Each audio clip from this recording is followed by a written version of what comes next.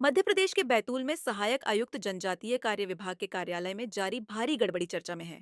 सूत्रों के अनुसार नए सहायक आयुक्त ने जल्दी ही सीख लिया कि कोई भी पूछताछ नहीं करता, बस मीडिया से दूरी बनाओ और अपने काम चलाओ। बात शुरू होती है बीते दिनों सामने आए शासकीय आदिवासी सीनियर बालक छात्रावास के विवाद से।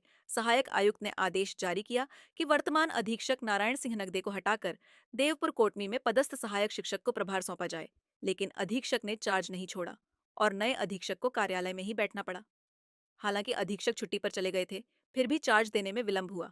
इस मामले पर जब मीडिया ने सवाल उठाया, तो सहायक आयुक्त ने नए अधीक्षक को कार्यालय बुला लिया। फिर भी पुराने अधीक्षक पर कोई कार्यवाही नहीं की गई, जबकि आदेश जनपद पंचायत बैतूल तक पहुंच चुका था। छात्रावास कार्यालय केवल 300 मीटर दूर होने के बावजूद एक माह बाद भी आदेश नहीं पहुंच पाया।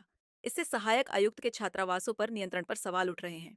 प्रभारी अक्षत जैन ने स्पष्ट निर्देश दिया है कि आज ही चार्ज दिया जाए और यदि नहीं दिया गया तो सख्त कार्रवाई की जाएगी। यह मामला दर्शाता है कि आदेश की अवहेलना और प्रशासनिक नियंत्रण की कमी किस तरह विभागीय कामकाज को प्रभावित कर रही है। सर क्या शुभ नाम लिखते हैं पूरा? अल्केश पाटनकर। ये कौन सा छात्रावास है? ये सीनियर आदिवासी बालक छात्रावास बैतूल। कब पदस्थापना हुई आपकी यहाँ पर, अभी क्या स्थिति है? मेरा सर एसी सर से आदेश हुआ है 11 अक्टूबर को। तो मैं जहाँ पदस्थ था देवपुर कोर्ट में वहाँ से फिर मुझे रिलीव होके यहाँ आते आते मुझे मतलब मैंने ज्वाइनिंग 16 तारीख को वहाँ दी जनपद में फिर ज्वाइनिंग देने के बाद में मुझे वहाँ से यहाँ के लिए 28 तारीख को रिलीव किया गया, 28 अक्टूबर को। वहाँ से जैसे मैं रिलीव हुआ तो 12-1 बजे फिर मैं यहाँ आके ज्वाइन होने के लिए यहाँ आया और बस उसी दिन से फिर मैं यहीं आ रहा हूँ रोज।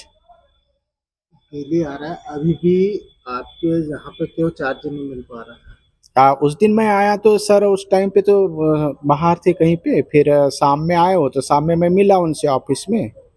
ऑफिस जब मैं आया था उस समय तो लॉक था, तो मैं जब फिर शाम में आया तो मैं उनसे मिला। मिलने के बाद में फिर उनसे बोला सर मैं यहाँ आया हूँ। तो सर बोले सर मुझे तो कोई आदेश नहीं है, बोले मुझे कोई ना एसी से आदेश मिला है बोले और ना जनपद से मिला है, बोले मुझे जैसे ही लेटर मिलता है मैं देखता हूँ। बोले तो मैं बोला सर आदेश तो सब व्हाट्सएप पर डले है ये।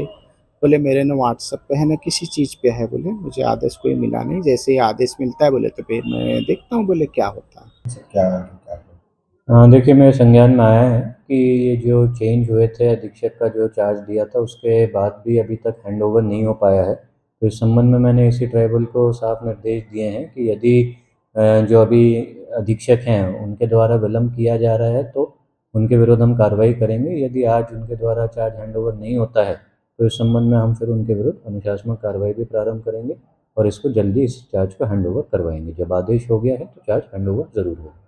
सर एसी साहब ने यहाँ से आदेश तो कर दिया, लेकिन उस अधीक्षक का ये कहना है कि मेरे पास में अब तक कोई लेटर प्राप्त नहीं हुआ कि इनको चार्ज दिया जाए। नहीं सर इसमें देखिए भी वो कहीं ना किसी के कहने से वो नहीं होता है। जब आदेश है तो नेचुरल बात है आदेश है और बाकायदा विधिवत आदेश जारी हुआ है तो उसका पालन करना पड़ेगा।